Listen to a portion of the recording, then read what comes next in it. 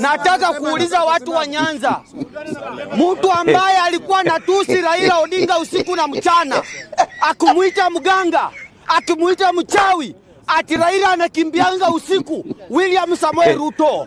Sasa saa hii nasikia watu wa Nyanza mmechanganyikiwa, ati mnataka kusema ule jamaa ati sababu alizika Raila na jeshi, ati Raila William Ruto tunampigia kura.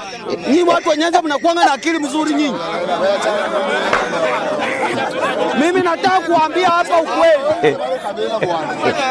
Nyinyi watu wa Nyanza lazima mtu support kama jamii ya Western. Kama jamii ya Western lazima mtu support. Hiyo nayo nasema bila uoga. Hiyo nasema bila uoga. Sisi tumetembea na nyinyi. Tukua na wada kidogo. Oda hapo nyuma. Oya, jamii mimi ni Jaluo. Sasa nakwambia hivi, ukae ukijua. Sasa hiyo ni sisi tunaongea. Sisi Jaluo tunasema hivi, hatutakimbia tukitoka penye tear gas inakuja, hapana. Raundi tunatoka mahali penye tear gas iko. Unaona, sisi raundi sisi ndio tunatupa. Hatutakuwa hiyo side nyingine. So ukiongea nakugonga wewe mimi. Sasa sikia. Ati mumesema, Momoshi ndio amesema. Mumesema ati hamtakuwa kwa tear gas. Sasa wacha niwaulize. Na mimi wacha niwaambie.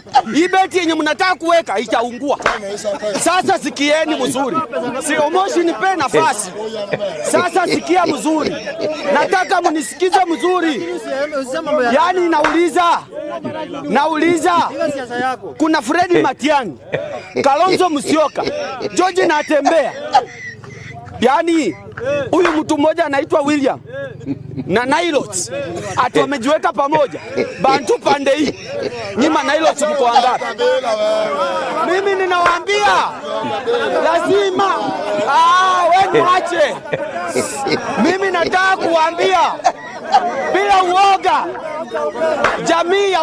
jamii nimesema jamii ya Nyanza lazima msapoti Waluya. Mtasapoti Waluya. Waluya wamekufa na nyinyi kwa muda. Lazima mnasapoti George Natembeya kama rais. Kama mtaki unganeni na William tuwafukuze muende. Kwani ni siri? Unganeni na yeye. Mimi nawaambia hapa ukweli.